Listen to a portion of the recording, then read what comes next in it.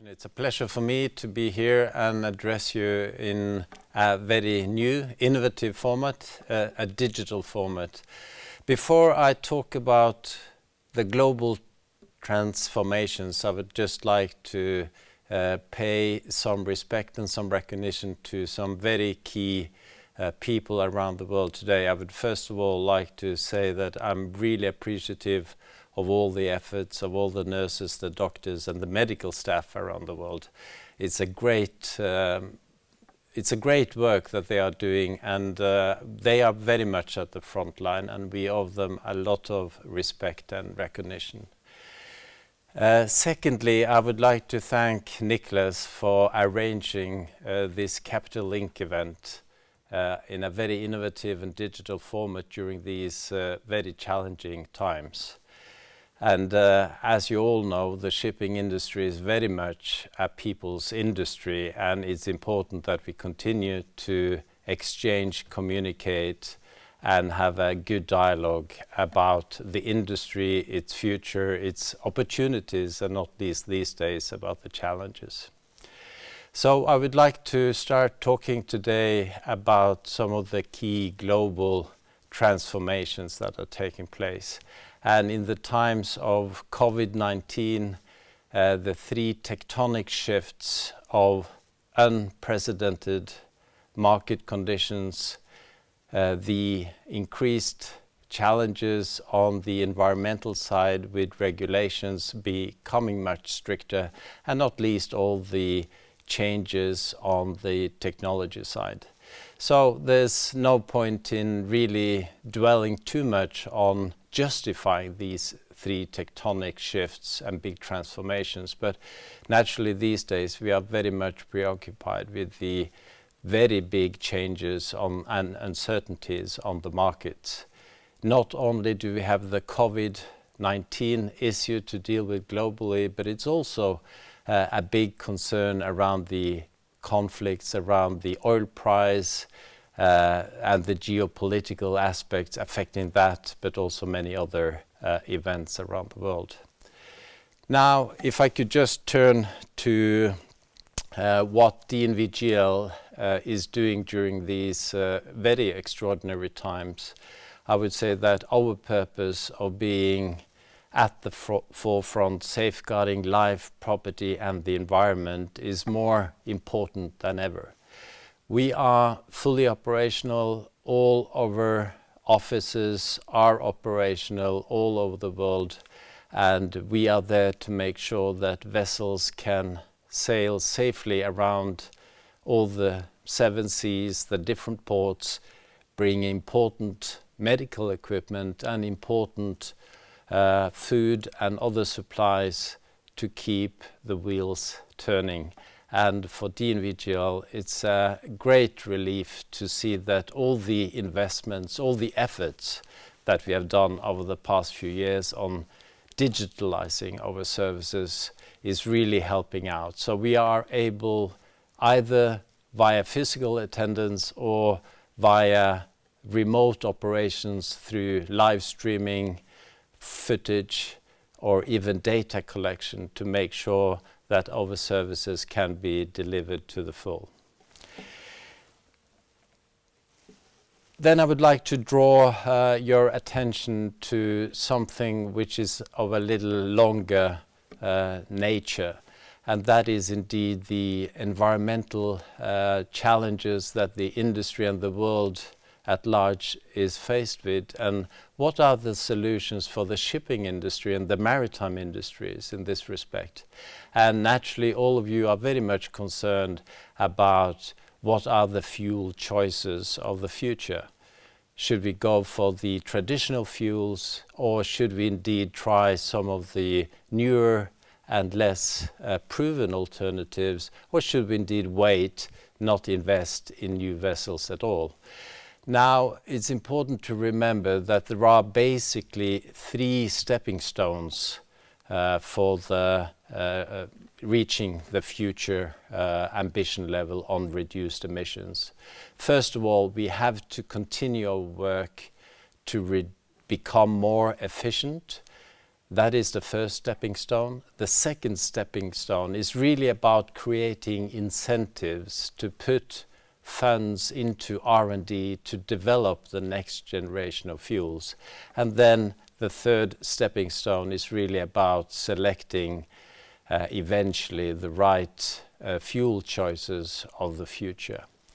Now, these are not straightforward items altogether, but if we concentrate a little bit on efficiencies first, it's a lot that can still be done on the hull shape, on the cleansing of the hulls, on the lubrication systems for the hulls. So just by looking at the, say, the naval architectural side of a vessel, there are still in the range of up to maybe as much as 20% efficiency gains to be had.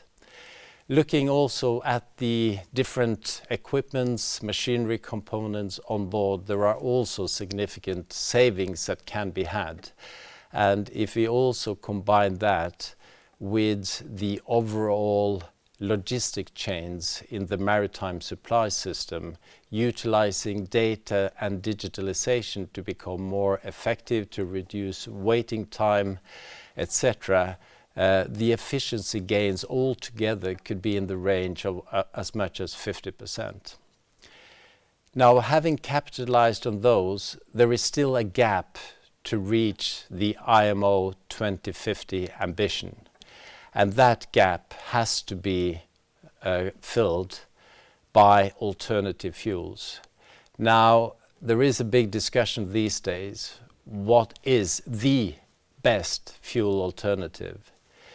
Now, what I think first and foremost, we have to be open-minded these days. We have to look into different alternatives, and there will be different alternatives that will be best fitted depending on the typical trade, the routes, the sizes, and the type of cargoes being carried.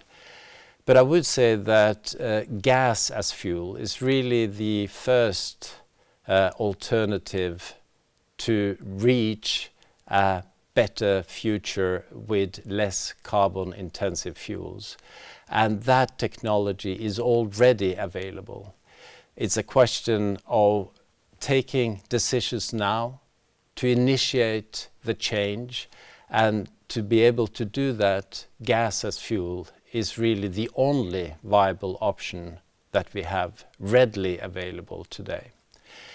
In our view, gas as fuel is not only the best option for the next 1 or even 2 vessel generations, but it's also a bridging fuel into some of the even better fuel alternatives of the future, the types that we are not really sure are there either in the first 10 years or maybe even in the next 15 or even 20 years.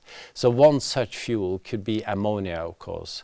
But even if we select ammonia as one of the hot candidates towards 2050, it's still important that we are initiating the transition already now, and gas and ammonia could play an important role going forward, but gas is the transition fuel. So I think the question about which fuel to choose is not as difficult as many would like it to be. And there is the biggest danger for not only the shipping industry and the maritime world, but also for our whole planet, is really a question of whether we are doing something now or whether we are waiting another 10, 15 or 20 years before we take any action. And with those alternatives, I think it makes a lot of sense to go for gas as fuel already now. And LNG as fuel is already having quite a significant momentum these days, especially for the larger vessel types like the big container vessels or indeed the VLCCs, whilst we see the LPG as fuel as a better, more practical and viable alternatives for all those where the routes are more uncertain, typical for the tramp ship owners.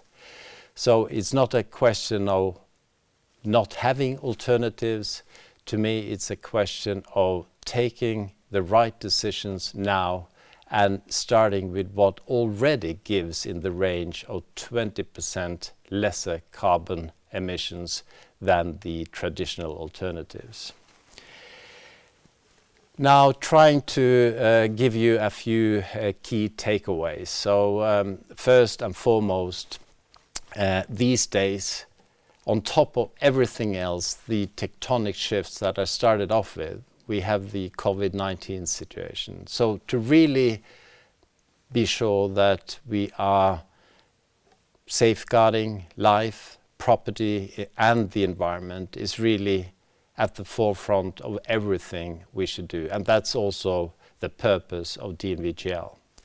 Secondly, it's really important that we are not, say, restricting ourselves these days just to look through how we can manage through the COVID-19 situation, but also try to project longer into the future, towards the second half of this year, towards the beginning of 2021, and look at what are the options that the maritime industry needs to deal with and how we should deal with that. And in that context, it's where I say that it's really important that we continue to work with both measures that improve efficiencies and that we also work on the incentives, like, for instance, the International Chamber of Shipping proposed to create a fund to do more R&D. And secondly, that we are indeed investigating a lot of different options for what can be the future fuels as we approach 2050. And then as a final key takeaway, gas as fuel is really the first and best stepping stone into a better fuel solution for the future, with about 20% reduction in CO2. So with those key takeaway points, I would like to wish you all a very successful digital event, and I'm very much looking forward to seeing you all again in the near future. And please take care of yourselves, take care of your loved ones, and stay healthy and abide by the advice and the guidance that we get from our respective authorities. Thank you very much for your attention.